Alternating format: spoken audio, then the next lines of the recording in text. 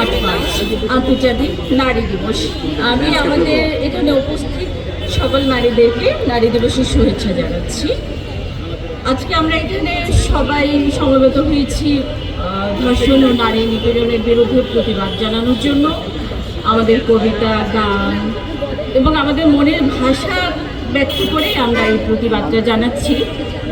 আমরা আশা করব শুধু এই মঞ্চে সীমাবদ্ধ না রেখে এই প্রতিবাদটা আমরা ছড়িয়ে দেবো সারা দেশব্যাপী, যেন আমাদের প্রশাসনের টনক নড়ে।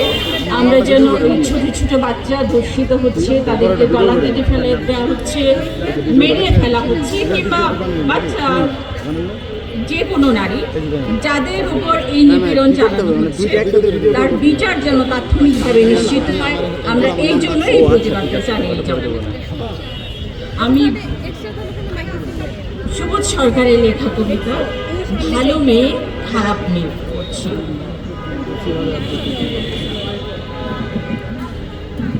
ঠিক কাদের ভালো মেয়ে বলে আমি এখনো বুঝতে পারি না। এই বাংলায় যেসব মেয়ের দাদা লম্পট সেসব মেয়ে সহজে বিয়ে হয় না।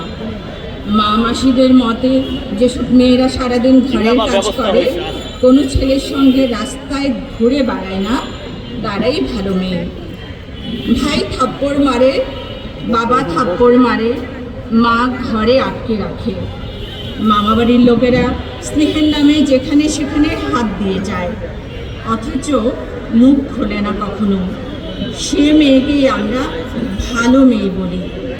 কাকে ভালো মেয়ে কাকে খারাপ মেয়ে বলে সে রহস্য। মাতার স্বামী পরিত্যাগ করে যারা একা থাকতে চায় তাদের বাড়িওয়ালা ঘর দিতে চায় না।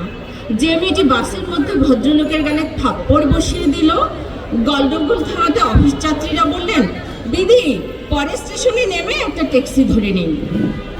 যে মেয়ে কারো তোয়াক্কা করে না, নিজে আনে নিজে খায়, যে মেয়ে চাঁদপাল ঘাটে একা দাঁড়িয়ে সূর্যাস্ত দেখে, তার দিকে আমরা ভুরু কুচকে তাকাই।